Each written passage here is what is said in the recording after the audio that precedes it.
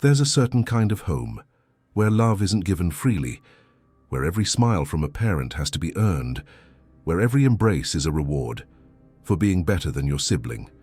And the children who grow up in these homes, they carry a wound that most can never quite name. And Carl Jung, he spent decades studying the origins of narcissism, and he discovered something deeply unsettling. The most damaged narcissists, they don't come from homes where they were ignored. They come from homes where they were forced to compete for something that should be unconditional. The love of their own parents. And down today, I'm going to reveal the precise mechanism that transforms children into narcissists.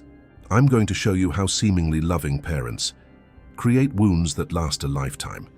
And I'm going to explain why you might be repeating this pattern without even realizing it. If you grew up feeling like you had to prove your worth, if even today you feel like love has to be earned, this video is going to change the way you understand your own story. But before we continue, I need to warn you. What you're about to discover here, it might be painful. It might make you question everything you thought you knew about your family. But it's exactly that kind of truth that sets you free. Let's start at the beginning. What happens when parents turn love into a competition? Jung observed a pattern that kept repeating in his most troubled patients. Almost all of them came from families where there were 2 or more children, and almost all of them reported the same dynamic. The parents distributed affection as if it were a scarce resource, as if there were only a limited amount of love to go around, and the children had to fight for it. Now, this might seem obvious. After all, everyone knows that sibling rivalry exists. But what Jung discovered goes far beyond normal rivalry. He identified a specific type of family environment that practically manufactures narcissists. In these families, the parents don't just allow competition, they actively encourage it. They openly compare their children. They have a favorite child that changes depending on performance. They use love into its currency. And here's the crucial detail. These parents, they're generally not bad people. Many of them genuinely believe that they're preparing their children for the world, that they're teaching resilience, that they're creating winners. Jung observed this in countless clinical cases. Parents who said they loved their children equally, who swore they didn't have favorites, but whose actions told a completely different story. And what was most disturbing was that these parents actually believed what they were saying. They couldn't see the competition they were creating, because it was normalized in their own childhoods. One case that Jung described was of a successful man who had 2 sons. He said he loved them both equally, but whenever the older son had an achievement, he celebrated it publicly. And when the younger one achieved something, he just nodded. The father didn't see a difference. To him, he was being fair. But the children saw it, and the wound deepened with each passing day. The problem is that they're creating something completely different. They're creating people who will never be able to believe that they are truly loved. People who will spend their entire lives trying to prove their worth. People who will become narcissists. Let me explain the psychological mechanism behind this. When a child is born, they have a fundamental need. This need is more basic than food, more basic than shelter. It's the need to be loved unconditionally, to know that there's at least one person in the world who loves them simply for existing, not for what they do, not for what they achieve, just for being who they are. This need isn't a luxury. It's a need for psychological survival. Without it, the child's psyche doesn't develop in a healthy way. It's like trying to build a house without a foundation. The structure might stand for a while, but it will collapse at the first storm. Jung called this the need for mirroring. The child needs to see in their parents' eyes a reflection of their own worth. They need to feel seen, that they are appreciated, that they are loved for who they are. When parents offer this mirroring consistently, something magical happens. The child internalizes this love. They develop what Jung called a solid sense of self. They learn that they have intrinsic value, that they deserve to exist, that they deserve to be loved. But when parents turn love into a competition, this process is sabotaged. The child receives a completely different message. They learn that love is scarce, that it needs to be earned, that it can be lost at any moment. And here is the tragic paradox. The child who grows up in this environment, they can never relax, they can never simply be. They are always performing, always trying to win the competition, always afraid of losing the love they've earned. And what happens when you spend your entire childhood in this state of alert? You develop a false self, a mask, a version of yourself that exists only to please, to gain approval, to win the competition. Jung was brilliant in identifying this. He realized that narcissism isn't an excess of self-love. It's the absence of it. The narcissist doesn't love themselves too much. They can't love themselves for real. So they create an inflated version of themselves to compensate for the internal void. And this inflated version needs constant feeding. It needs admiration, it needs validation. It needs to win all the competitions. Because deep down, the narcissist is still that child, trying to prove that they deserve to be loved. And here's something that many people don't understand. The narcissist didn't choose to be this way. They were manufactured, molded by an environment. That didn't give them another option. The arrogance that you see in the adult narcissist is actually armor, a protection against the unbearable pain of not feeling loved. Jung said that behind every grandiosity, there is a void, and that void was created in childhood, in the competitions that should never have existed, in the looks of approval that depended on performance, in the embraces that needed to be earned. Now let me show you how this manifests in practice. Imagine a family with 2 children, Ethan and Olivia. The parents are educated people, successful, seemingly loving. But there's a subtle dynamic that permeates all interactions. When Ethan gets a good grade in school, the parents celebrate. They say how proud they are. They tell the neighbors. They give Ethan extra attention. And Olivia observes all of this from the corner of the room. When Olivia gets a good grade a few days later, the reaction is different. The parents say it's good, that she should continue like this. But there isn't the same celebration. There aren't the same sparkling eyes. There isn't the same attention. Olivia learns quickly. She needs to try harder. She needs to be better than Ethan. In the shadowy corners of some homes, love isn't freely given. It's a prize to be won. A parent's smile becomes a trophy, an embrace, a reward for outshining a sibling. Children raised in such environments bear wounds, often nameless in this invisible scars. And that need for external validation, that need to be the best, it all starts there. They need to conquer that look of pride that they once saw in their parents' eyes. And so, the competition begins. A competition that neither Ethan nor Olivia asked for. A competition that will define the rest of their lives. Ethan learns that his worth lies in being the best, that he needs to maintain his position as the favorite, that any failure could cost him his parents' love. He develops an obsessive need for success, for recognition, for being number one. It's a relentless drive. Olivia learns something even more painful. She learns that no matter how hard she tries, her parents' love is something she needs to conquer, that she started the race behind. She develops a wound of inadequacy, a deep-seated feeling that she will carry into all relationships, that she's somehow less than. What's interesting is that both Ethan and Olivia will develop narcissism, but in different forms. Ethan develops what Carl Jung called grandiose narcissism. He needs to be the best. He needs admiration. He needs to be on top. Because, unconsciously, he knows that his worth depends on it. He's always putting on a show, always trying to impress. Olivia develops what we now call vulnerable narcissism.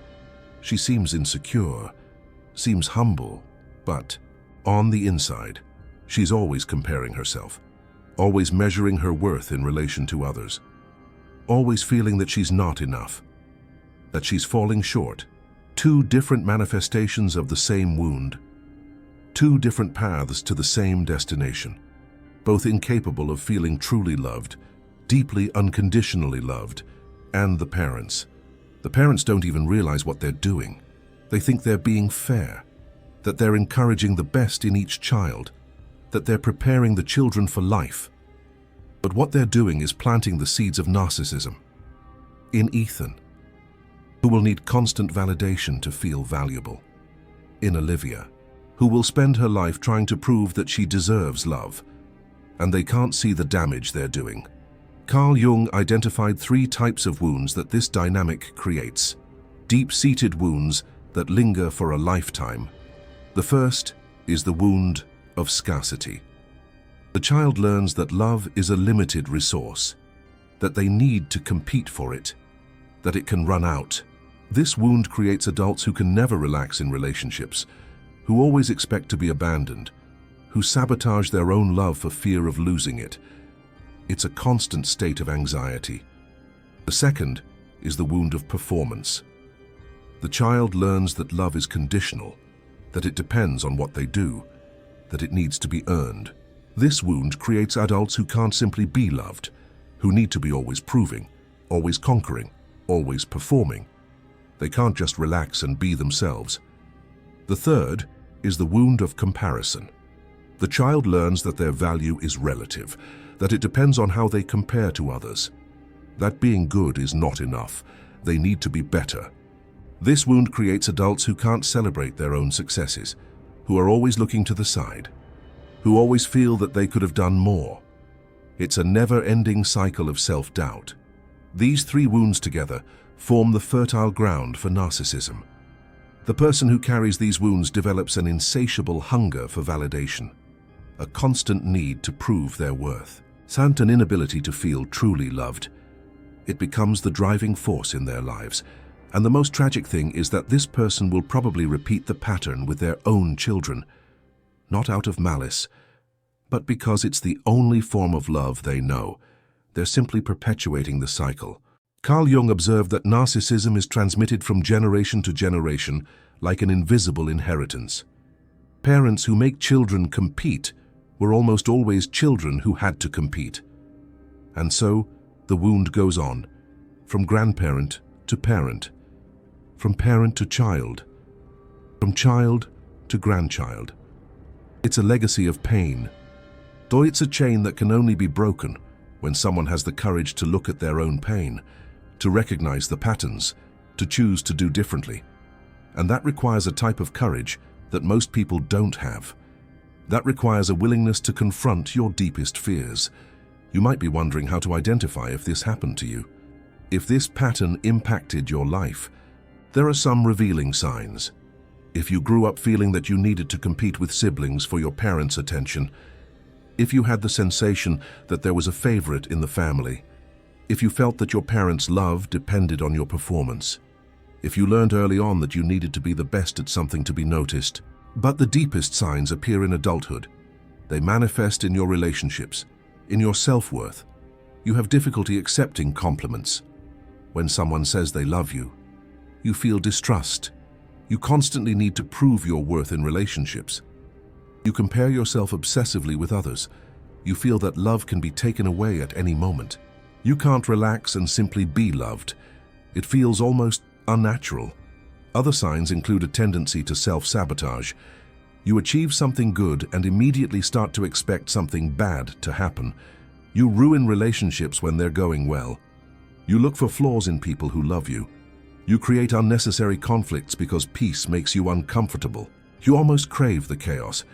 This happens because you learn that love comes with competition, with tension, with uncertainty. When a relationship is too peaceful, you don't know how to act. It seems fake. It seems that something is wrong. So you create the drama you know, the competition that's familiar, even if it hurts. Carl Jung called this a compulsion to repeat. We repeat the patterns of childhood because they're the only ones we know, even when they hurt us, even when we know they're destructive, because the familiar seems safe, even when it's toxic.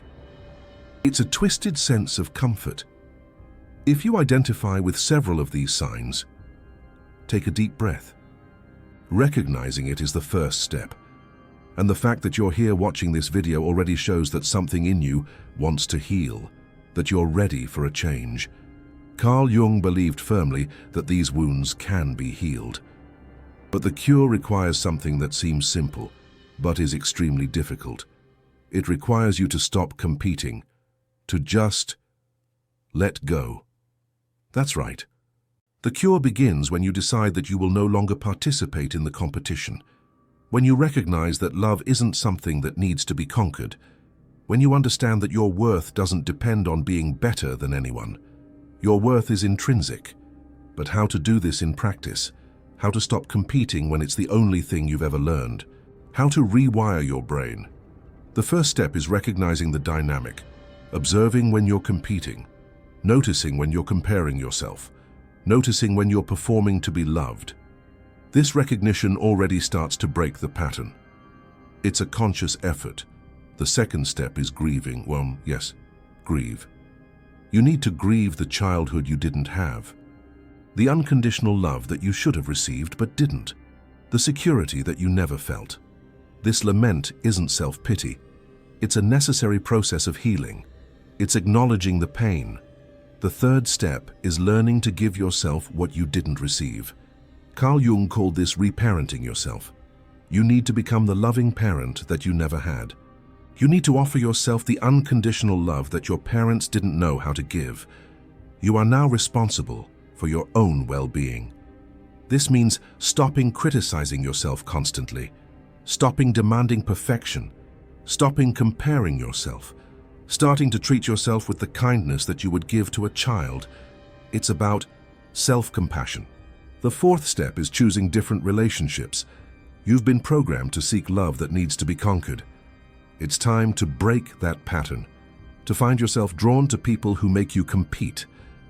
Healing means choosing people who love you unconditionally, and that might seem strange at first. It might even seem boring, but it's what you really need. Let me give you a practical example. A woman who grew up competing with her sister for her father's love will instinctively seek out men who make her compete, men who are emotionally unavailable, men who give inconsistent attention, men who make her feel like she felt in childhood. When she encounters a man who truly loves her, who is available, who doesn't make her compete, she feels like something is wrong. She thinks he's weak, that he's not interesting, that something is missing. What's missing is the drama, the competition, the uncertainty. And she needs to learn that what she calls missing is actually the presence of healthy love. She needs to recalibrate her entire love detection system. Now let me talk about something that few people mention, the role of the shadow in this process. Carl Jung taught that everything we reject in ourselves goes into the shadow. And when we grow up in competitive environments, we reject essential parts of ourselves. We reject our vulnerability, our need for love, our humanity. These rejected parts don't disappear. They go into the shadow. And from there, they continue to influence our lives. The narcissist who seems so confident is actually being controlled by the shadow, by the wounded child who was rejected and thrown into the dark. Real healing requires you to go into that shadow, to find that child, to bring them back into the light, to embrace them and tell them they don't need to compete anymore, that they are loved simply for existing. This is shadow work, and it's not easy. But it's the path to true healing. Carl Jung described a simple but powerful exercise. Close your eyes and imagine the child you were. See them at the age when they suffered the most from competition. Maybe 6 years old, maybe 10. See that child desperately trying to win the love of their parents. Now imagine that you, as an adult, go to that child. Sit beside them and say the words they needed to hear. You don't need to compete anymore. You are already loved. You are enough, exactly as you are.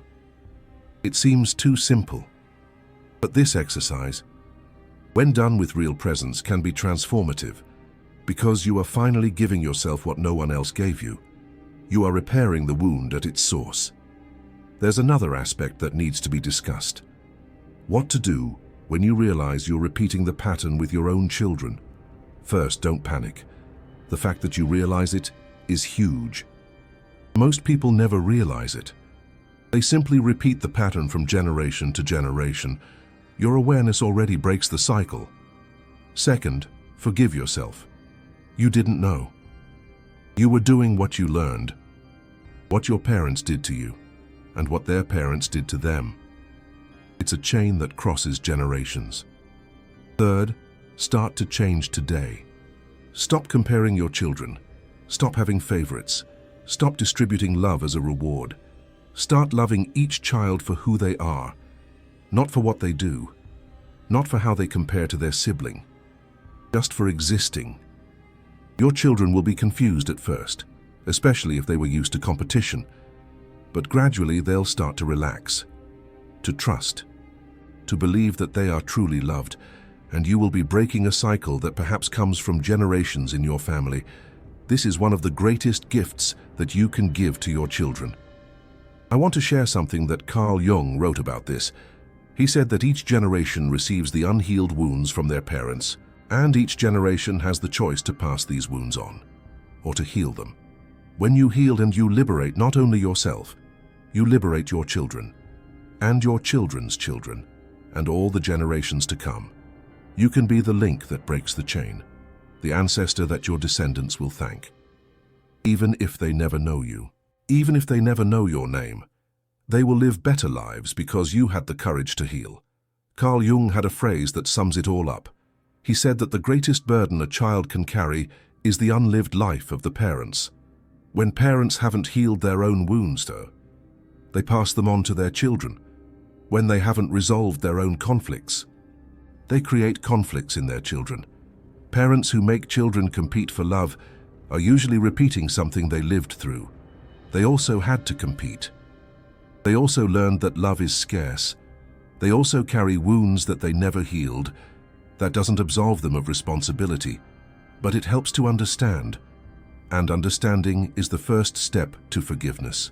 Not forgiving for them, forgiving for you, so that you can free yourself. In the next few minutes, I want to talk about the different types of competition that parents create, because not all competition is obvious. Some are so subtle that they go unnoticed for a lifetime. The first type is competition for grades. Parents who compare their children's school performance, who celebrate the child who gets better grades more, who use phrases like, "Why can't you be like your brother at school?"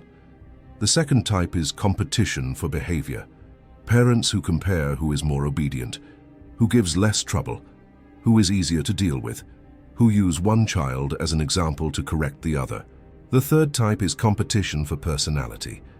Parents who clearly prefer one type of personality, who value the extroverted or the introverted child more, who make a child feel wrong for being who they are. The fourth type is competition for gender.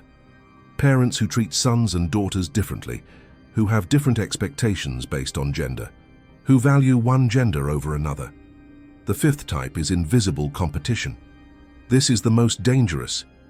It's when parents never say anything directly, but the children feel the preference. They feel who receives more attention, who is looked at with more affection, who is the real favorite. This invisible competition is devastating because it cannot be confronted. The child feels it but cannot prove it, and when they try to talk about it, the parents deny it. They say they love everyone equally, that they are imagining things, and the child learns to doubt their own perception. Jung called this family gaslighting, when the emotional reality of the child is denied by the parents. This creates an even deeper wound, because the child learns that they cannot trust even themselves. That child will grow up doubting everything, their own emotions, their own perceptions, their own reality. They will need external confirmation for everything, because they learn that their internal perception is not reliable, and that is devastating, because without trusting themselves, the person is at the mercy of others, is vulnerable to manipulation, is incapable of making autonomous decisions. She becomes trapped in a cycle of emotional dependency. Now I want to talk about the long-term consequences. What happens when these children grow up? The most common consequence is difficulty in relationships. The person who grew up competing for love will carry that dynamic into all their relationships. They'll compete with friends. They'll compete with co-workers. They'll even compete with their own partner. She will feel excessive jealousy. She'll have a constant fear of being replaced. She'll sabotage good relationships because she can't believe she's truly loved. She'll choose partners who make her compete because it's the only type of love she knows. It's a twisted, familiar comfort. Another consequence is a difficulty with success. It seems contradictory, but it makes sense. The person who grew up competing is never satisfied, never enough, always needs more, always looking for the next challenge, the next competition. She might have a great deal of professional success, might achieve everything she ever wanted, but she'll never be able to enjoy it, never be able to relax, never feel like she's arrived, because the internal void cannot be filled with external achievements. That empty feeling just persists, driving her onward relentlessly. The third consequence is a difficulty with her own identity. The person who grew up performing doesn't know who she really is. She got lost behind the masks, the versions of herself that she created to please, to compete, to survive. When you ask her what she wants, she doesn't know how to answer, because she spent her entire life trying to figure out what others want from her. She has no contact with her own desires, with her own dreams, with her own true self. Carl Jung would say that she's lost contact with the self, with the essence of who she really is. And recovering that contact is the work of a lifetime, a profound journey of self-discovery. The good news is that healing is possible. It's not easy, it's not quick, but it is possible. It requires dedication and courage. The first step, as I said, is awareness. And you're taking that step now, by watching this video, by recognizing patterns, by understanding the origin of your wounds. The second step is to seek help. These wounds are too deep to heal alone. You need a therapist, a support group, someone who can witness your pain and help you process it, someone who understands. The third step is shadow work, going to the parts of yourself that were rejected, finding the wounded child, bringing her back. This can be done in various ways, through therapy, through writing, through meditation, through dream work. It's about integration. The fourth step is learning new patterns. You were programmed to compete. Now you need to reprogram yourself. You need to learn to receive love without distrust, to give love without conditions, to relate in a healthy way. It's about creating new neural pathways. The fifth step is to forgive. Forgive your parents, not because they deserve it, but because you deserve to be free. Forgiving doesn't mean forgetting, doesn't mean pretending it didn't happen. It means releasing the weight, letting go, moving forward.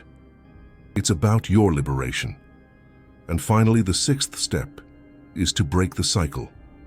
If you have children, or plan to, consciously decide that you will do differently, that you will love without conditions, that you will not create competition, that you will give your children what you didn't receive. That is the greatest gift you can give, not only to your children, but to all the generations that will come after them. It's about creating a healthier future. I want to end with a reflection from Carl Jung. He said that until you make the unconscious conscious, it will direct your life, and you will call it fate. The wounds you carry from childhood are in your unconscious. They direct your life without you realizing it. They make you repeat patterns, choose the wrong people, sabotage your own happiness. But when you make these wounds conscious, everything changes. You're no longer on autopilot. You can choose. You can change. You can heal. You can take control. And that's why I made this video. To help you become aware of what was unconscious. To show you that you no longer need to compete. That you deserve to be loved simply for existing. That you are enough exactly as you are. perfect as you are. Thank you for watching until the end. This shows your commitment to your own healing. Leave in the comments how your experience was. And if this content helped you, share it with someone who needs to hear this. See you in the next video.